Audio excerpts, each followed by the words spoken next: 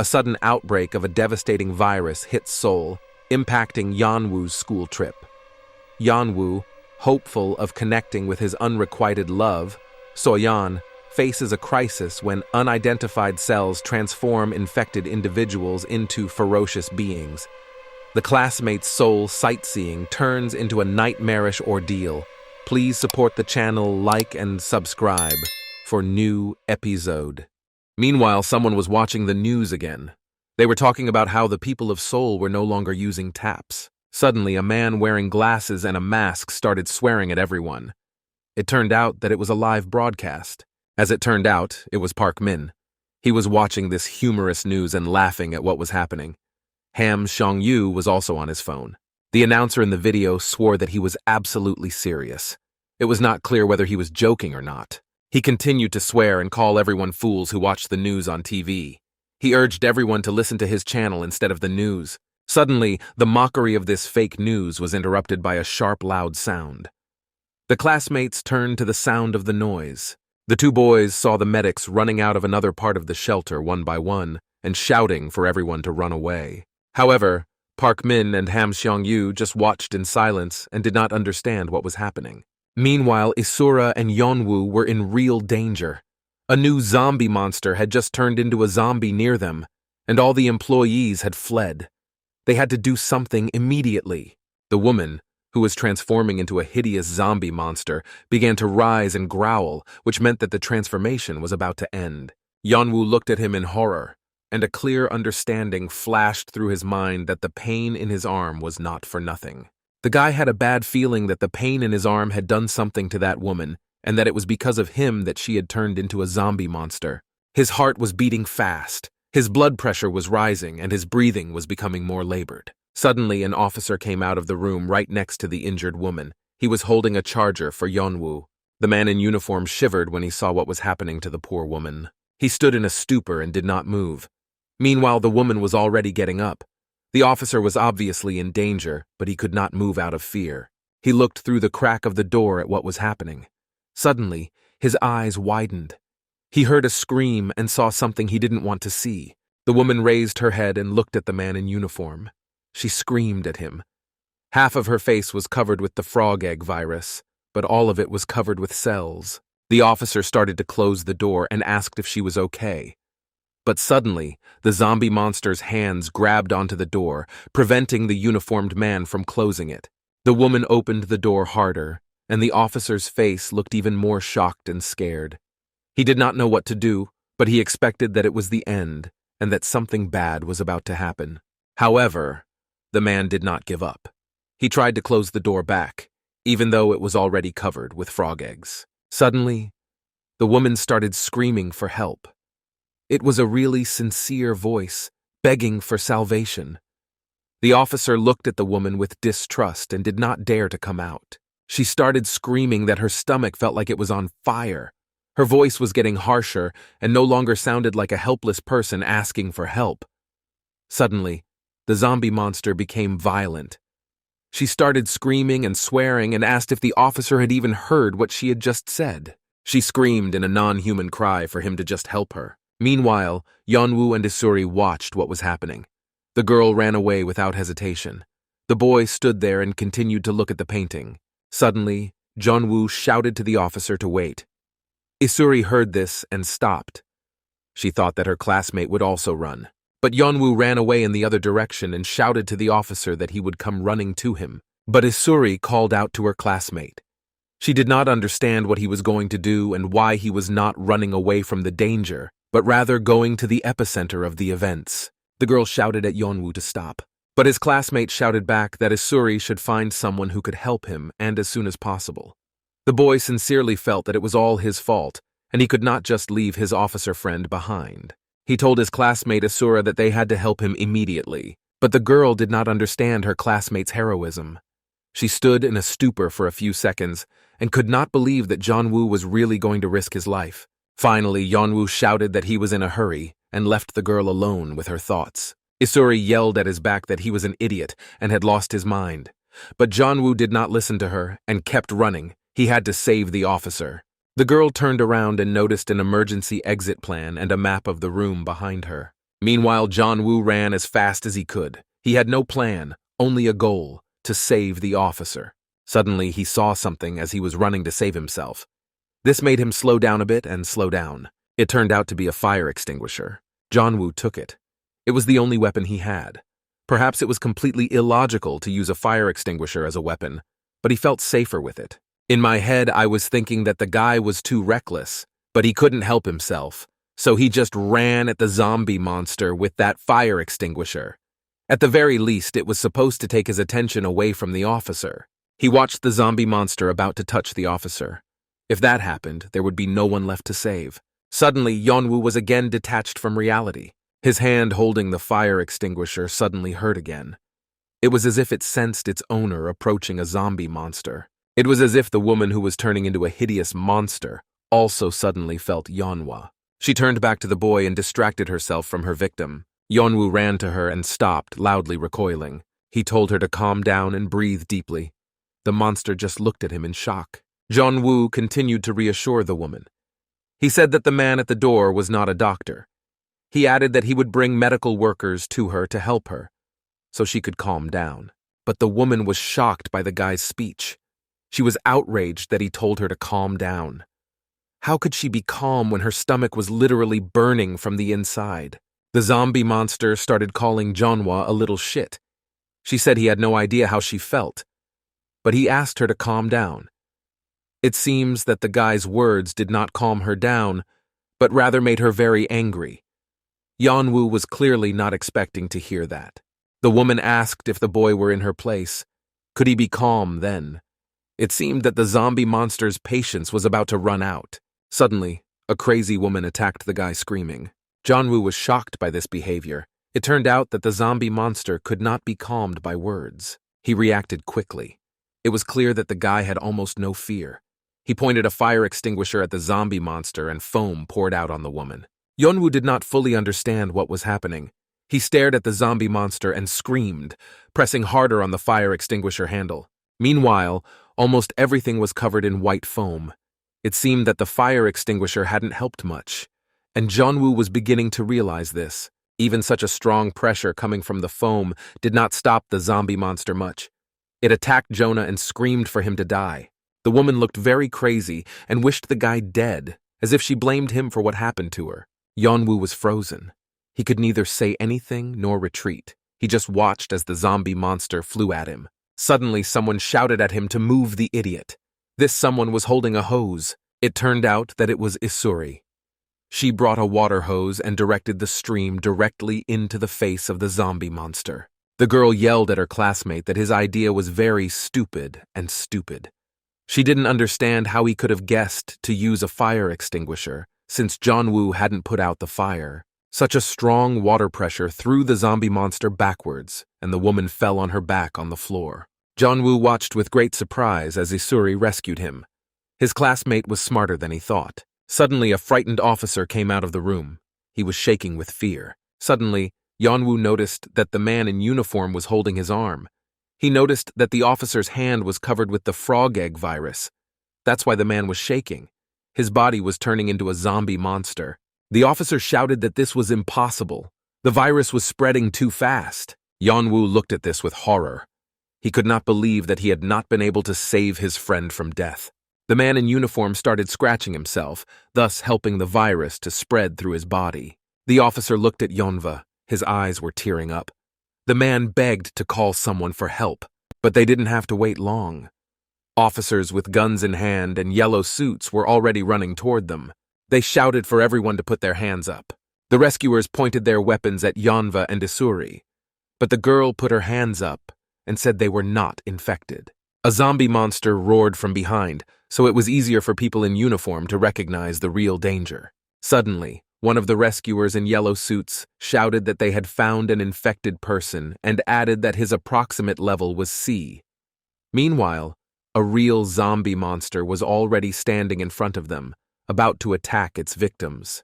The men in uniform pushed Isuri and Yeonwoo apart to get to the danger. They were carrying hoses with some kind of weapon in their hands. An officer also came out of the door. The rescuers said they had found another infected person. The officer shouted with tears in his eyes for them to save him. He was begging for help. Suddenly, he heard the phrase, "destroy."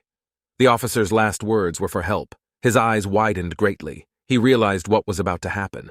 Suddenly, fire poured out of the rescuers' weapons. They were ruthless and not at all afraid to burn down the building. Yeonwoo watched what was happening and was incredibly hurt. He could not save his officer friend. Suddenly, the guy started screaming at the rescuers. He shouted that they shouldn't have done that. One of them stopped Yeonwa so that he wouldn't burn himself along with the zombie monsters. Suddenly, a gun was pointed at his face. Jeonwoo did not expect this development. A man in uniform, apparently a military man, ordered 2 classmates to follow them. Another rescuer also pointed his weapon at Isuri. Yeonwoo's face changed dramatically. He was afraid that the military would blame them for what had happened, and then they would burn him alive. Isuri and Yeonwa were taken out of the room and into a tent.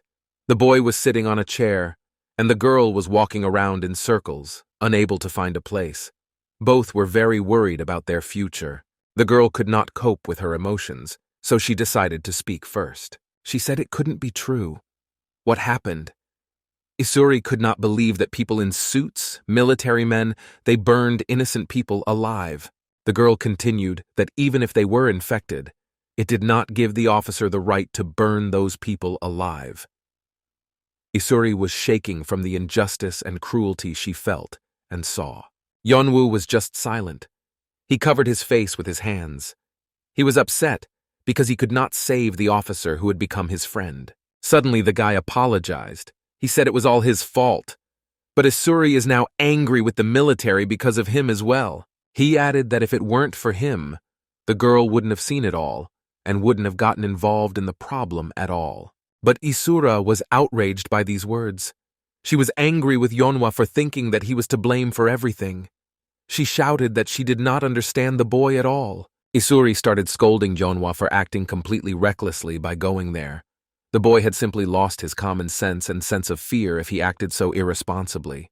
But suddenly, Yeonwoo's arm hurt again, and his face twisted in pain. Jeonwoo seemed to burst and began to express everything that had been pent up inside him. He said he went there because the officer was supposed to bring him a charger. If not for Jeonwoo, the man in uniform would never have gone there, and would not have died from being burned alive. That is why the young man felt that he had to save him. But Isuri replied briefly that everything Yeonwoo said was nonsense, but the boy added that he was very grateful to his classmate. The girl even turned around in surprise. She did not expect such gratitude. Jeonwoo continued that he himself did not expect Isuri to come back and save the boy. He raised his head and looked his classmate straight in the eye and thanked her again very sincerely. It hurt him so much that no one had ever thanked him for saving him on the Namsan cable car. So he knew how important it was to tell others. Isuri seemed to be trying to say something. She was picking up words in her head, although she did not understand why she was doing it. She just felt that she had to help. That's all. Suddenly, people in white suits entered the tent. They were completely covered. Their faces were not visible. A man with a tablet in his hand said the names of the teenagers. He said he apologized for keeping them waiting so long and thanked them for their cooperation. Isuri immediately made her stony face and asked defiantly if they could be free now.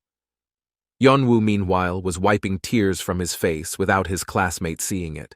But the girl received a negative answer to what she thought was a rhetorical question. The masked man replied that the 2 of them had to go to quarantine first. Yeonwoo and Isuri agreed to quarantine, although they realized that the issue was more formal and they had no choice not to go. The workers in white suits said that the teenagers could leave with their belongings. A man with a tablet kept writing something down on a piece of paper. Isuri jokingly told Yeonwoo not to come close to her and moved away from her classmate. The boy put on his shoulder bag and thus showed the workers his bandaged arm. One of the workers noticed this and called out to Yeonwoo. He said to him behind his back that he just wanted to thank the guy because he was really good at his job. But for some reason, Jeonwoo did not stop. In fact, he wanted to get away from them as soon as possible. The masked man ordered him to stop. Jeonwoo turned to him.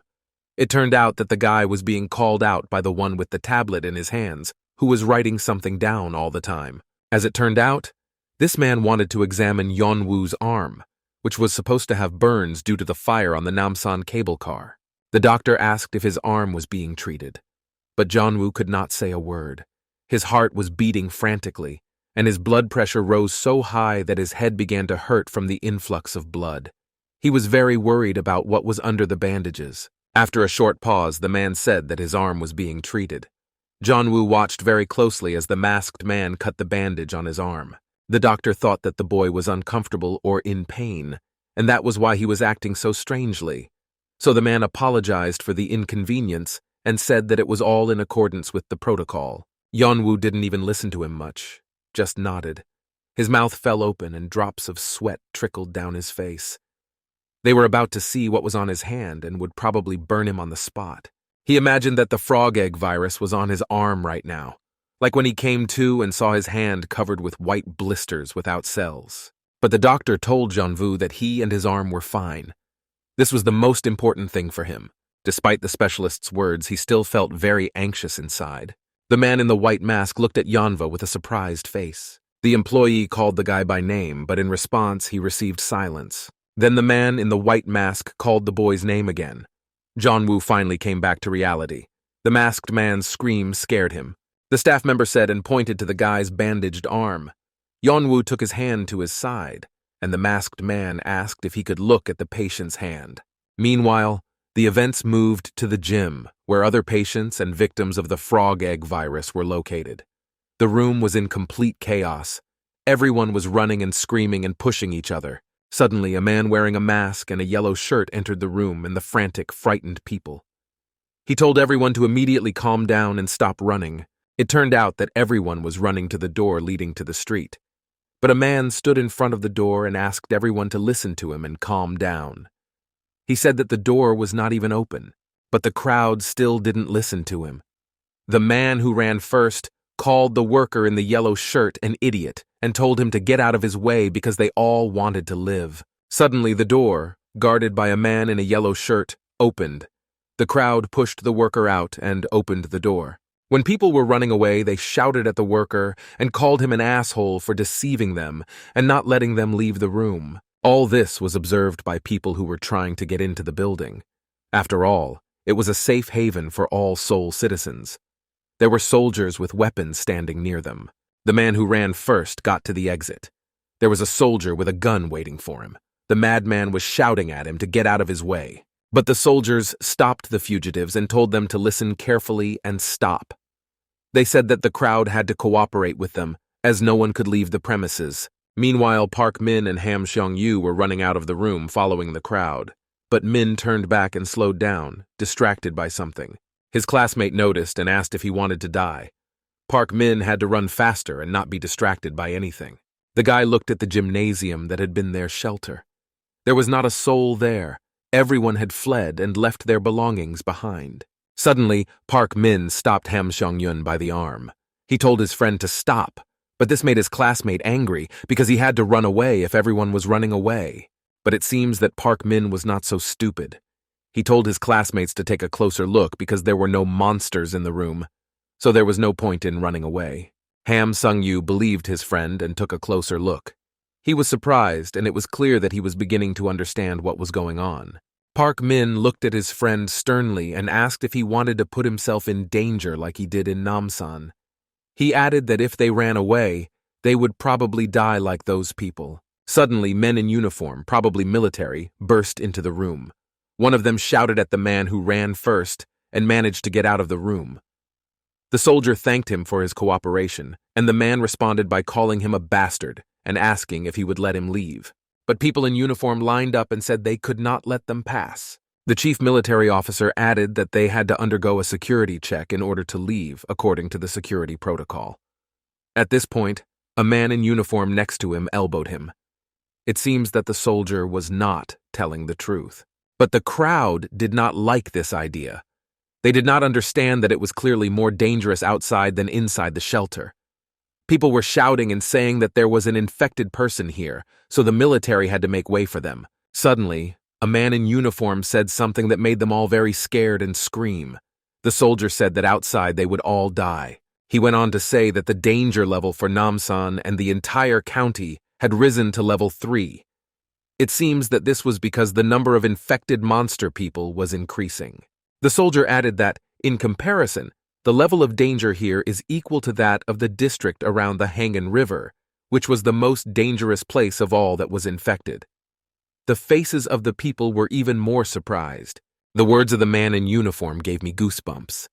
He added that the infected man whom everyone was so afraid of was now just embers, because he had been burned alive. In the meantime, the premises were being sterilized, so the crowd did not have to worry. The authorities took good care of them and their safety. Finally, the military officer said that while they were doing this, he asked that people cooperate with the security personnel for the common cause of minimizing the level of danger and risk. Other soldiers told the crowd to disperse and trust them. You could see the dissatisfaction on people's faces, but at the time they did not know where they would be safer, so it was probably better to stay in the shelter. Suddenly, a wealthy-looking woman apologized to the man standing behind her. She seemed to have stepped on his foot. The man turned out to be homeless and looked like it. He politely replied that everything was fine, but the woman should have been more careful. But the lady's reaction changed dramatically. She was about to scream. The woman screamed and abruptly pulled away from the homeless man. She was behaving very manners and holding a bag of an expensive, well-known brand. The woman showed with her whole appearance that this man was no match for her. Next to the homeless man stood his friend, who also had no home. They both stood in complete disbelief at what was happening and what the woman was doing. Suddenly, the woman screamed as if she had seen zombie monsters. She was screaming and cursing, asking who let the homeless into the room. Her behavior did not match the image that the lady was trying to create. Meanwhile, the men still did not understand the woman's behavior. It was clear that it was unusual for them to hear and see such a reaction to their presence. The woman continued to scream and behave abnormally.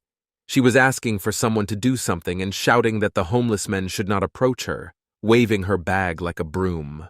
But the rich woman was attacked in return.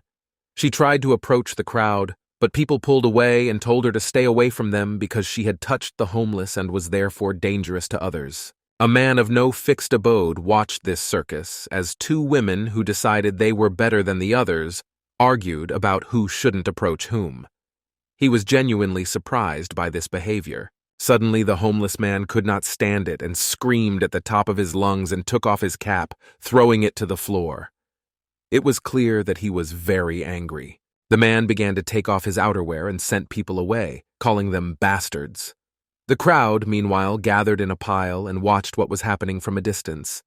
Their faces were very surprised. The homeless man took off his t-shirt and called everyone else freaks. The man wanted to show that he did not look like an infected person. He hoped that this act would make them feel ashamed of their behavior. The homeless man defiantly threw his t-shirt on the floor and asked the voice if he looked like an asshole. The man was very angry. Even if he did not have a permanent place to live and expensive things, it did not make him worse than others, and did not give people the right to treat him like that. He yelled at the rich woman and called her a bitch. She was screaming and covering her face with her hand, obviously afraid that the homeless man might hit her or do something like that. But the man was shouting at the woman and asking everyone to take off their clothes to prove that there were no infected people here. He ordered the lady to take off her clothes.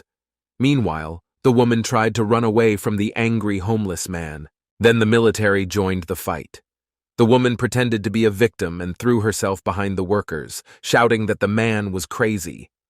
The homeless man wanted to get to the woman and asked if she wanted him to get completely naked. The soldier tried to calm the man down, but the homeless man lost his mind. He was very offended by the fact that they were looking down on him. So the soldiers had to twist him up and take him away to calm him down. Meanwhile, the man was shouting to be let in and calling the others animals. Meanwhile, Park Min and Ham Song-yu passed by and demonstratively covered their noses. Suddenly, Park Min looked off to the side. Something caught his attention. While the homeless man was shouting to be released, Yeonwoo and Isuri entered the room, accompanied by other soldiers with machine guns. My classmates didn't notice the chaos going on around them. They walked with their heads down. Suddenly, Jeonwoo heard someone calling his name. His mind was elsewhere, so he was surprised to hear his name. He looked up at the shout and saw Park Min waving and smiling at him. He was asking where Yeonwoo was, but the boy didn't want to answer, let alone meet Park Min. Yeonwoo's face looked quite frightened and a drop of sweat was running down his cheek. Yeonwoo told the military man who accompanied them and Isura that he needed to go to the restroom for a second. The boy completely ignored his classmate's question. Park Min and Ham Seong-yu just opened their mouths in surprise. They clearly hadn't expected Yeonwoo to behave this way. Meanwhile, Isuri sensed something strange in her classmate's behavior and stopped when she heard Yeonwoo going to the restroom. She put on her stone face again and thought about a plan of action. Meanwhile, Jeonwoo was walking down the stairs. They reminded him of the stairs on the Namsan cable car, but he tried to push those thoughts aside because he was worried about something else. He went to the light to get a better look at his hand. The guy was looking at it very carefully. Yeonwoo's face was frightened. His heart was beating fast and his blood pressure rose. He could not believe what he was seeing and what had happened. It seemed that Jeonwoo was about to lose his mind. The guy looked at his hand for a very long time. It seemed to him that an eternity had passed. All the emotions of worry and fear that had turned into internal anxiety finally came out.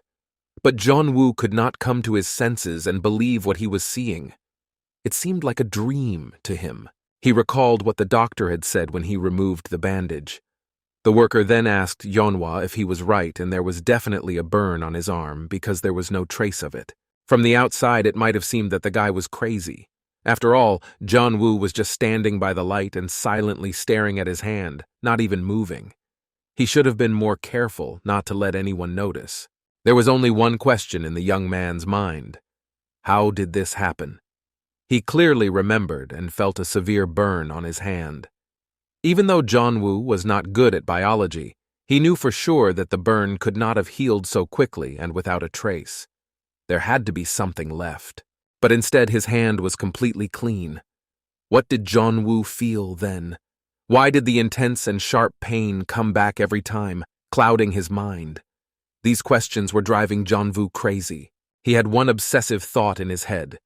Jeonwoo didn't want to admit it, so he kept dismissing the idea. But it seemed to be true. There was still a monster in Jeonwoo's hand. Suddenly the guy fell down and threw up a lot.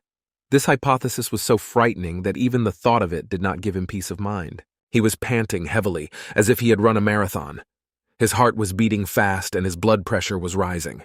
Yeonwoo thought that he had burned the virus before it reached the brain, so it did not infect the boy's body. Moreover, the boy did not turn into a zombie monster. It was all very strange. The guy had been in the restroom for too long, so he started to go back down, holding onto the railing because his coordination was disturbed by the shock. As he walked away, he thought that he first needed to learn more about his condition and avoid any physical contact, even though everyone who touched Jeonwoo was not infected. But what bothered him the most was the annoying pain. He had to check again whether it was really a reaction to the virus. Meanwhile, Yeonwoo was already walking back into the room and trying to keep his cool. Suddenly, Isuri stood around the corner, leaning against the wall. She immediately asked where Yeonwoo was and did not even turn in his direction. She was waiting for her classmate and had many questions for him. Yeonwoo was frightened by this attack. He was annoyed that his classmate understood too much and was looking for some pitfalls in him. But he had to keep his voice down and not let on that something was wrong. Isuri asked sarcastically if Jeonwoo had urinated on the stairs in the hallway, since the toilet was not there. Her face was stony as usual, with a tinge of displeasure. The boy thought about how to answer this question, but the girl did not let him answer and kept asking. Isuri asked why Yeonwoo had deceived her. She finally looked at him to kill him with her piercing gaze and to better discern her classmate's reaction to this interrogation. But Yeonwoo held himself well. He simply asked her calmly what he had deceived her about, without even looking into Isuri's eyes. He didn't want to give himself away. The girl was irritated by this answer. She turned on Jonah and repeated his question in an angry manner. Her voice was full of anger, but Isuri did not give up easily. She followed Yeonwoo because he was clearly running away from her and did not want to continue the conversation. She told her classmate not to make a fool of himself, because he told her and all the workers that his hand was burned. Yeonwoo did not let her finish and interrupted her, saying that Isuri had to see that his hand had just healed. He pulled his cap down a little lower and looked at the floor as he walked so that his eyes were not visible. You could always tell by the eyes that a person was lying. Meanwhile, Woo thought that the throbbing pain was not from the burn. It seemed to be felt somewhere in his nerves inside. Isuri responded to the boy's words by asking if Woo thought she was stupid. After all, there was such a big bandage on the boy's arm, as if it were a huge wound. It could not have healed so quickly. Meanwhile, the teenagers approached the angry crowd. They could hear people indignant at having to share a room with a monster. Meanwhile, Woo told Isura that he had no reason to deceive her, although he knew inside that there was no reason to trust him. The girl picked up on this idea and asked him why he lied if there was no reason to do so. Suddenly, the guy felt the pain go away. This meant that there were no infected inside, but he was not sure. This theory was worth testing. Meanwhile, the military continued to deal with the violent homeless. His other friends stood up for the man. The situation was not resolved. Suddenly, Isuri touched her classmate's shoulder to show support and tell her that she could be trusted. Physical contact brought people closer together. But Woo's reaction to this was somewhat strange and only further confirmed the girl's theory that the boy was deceiving her and something was wrong. The teenager jumped up and pulled away from Isuri, shouting loudly for her not to touch him. Woo's hand even curled into a fist involuntarily. The girl could not stand this acting any longer and asked him directly what the guy was trying to hide from her and from everyone else. Woo was a very bad actor, so it was written all over his face that this question was right on target. He looked up with frightened eyes. Isuri's tone changed. She said that Woo himself understood that she could not and would not stand aside when she was so interested in something. Her stone face showed no emotion, only her mouth moved. Isuri threatened that if Woo deceived her again, she would kill him. She asked him again, clearly minting each word, why he had lied about his arm then. Her gaze pierced to the bone. Woo was stunned and did not know what to say. He just opened his mouth to avoid looking suspicious, but he had no idea what to say to Isura. The boy had already started a sentence. Suddenly, something made him stop. He again felt a humiliating sharp pain in his arm. It interrupted him, and the guy's eyes widened and his pupils narrowed. Meanwhile, the military abruptly entered the building. They seemed to burst in, with a crowd following them. One of the men in uniform loudly ordered everyone to disperse and move aside. This distracted both Manhwa and Isuri. The boy could breathe a sigh of relief, but the girl realized that their conversation had been interrupted and was not happy about it. The young man looked carefully at the crowd. He realized that the pain was caused by someone who had come with the crowd. Some of them were